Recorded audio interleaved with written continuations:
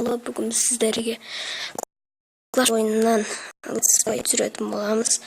Біз фарм жасауды үйретеміз.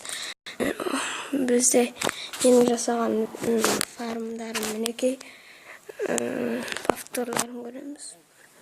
Бұл жерде мен жұлдыз жаға алмай қалғанмын. Бірақ біраз фарм жасадым ойлаймын.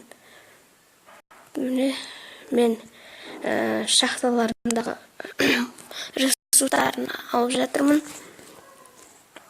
Ресурстарын алдым. Бұл 9-ның жері. Міне іштегі шахталарында алып жатырмын. Қазір кіремін қазір. Oldu. Мен нақта шахталарда тонап жатыр.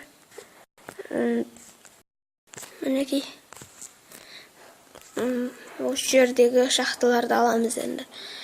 Мен король жібердім, себебі король варварларға атып жатқан кезде арт жақтан луктарды жіберіп, шахталарды бәрін оңай алып тастаймыз. Міне жатыр. Мен тезірек өткізейік. Ішінейдіппін бұл жерде. Королға жизнь лақтырыппын. Міне шахталарды алды. Енді шамасы жетпейді. Міне 280 мың, 207 мың, 405 черный алдым. Бірақ тағы бір фармды көрсете кетейін сіздерге. Бұл жерде черныйға ақша жасағанмын. Уровень көтеру үшін тхажетіге жасап, 2 жұлдыз алғам. Жоғар жақтан бірінші варварларды жібердім. Артынан луктарды жібердім. Мысалары шахталарында тұр екен. Шахталарынан алынып жатыр міне. Тездетейік. 2 жақтан бастап кірдім.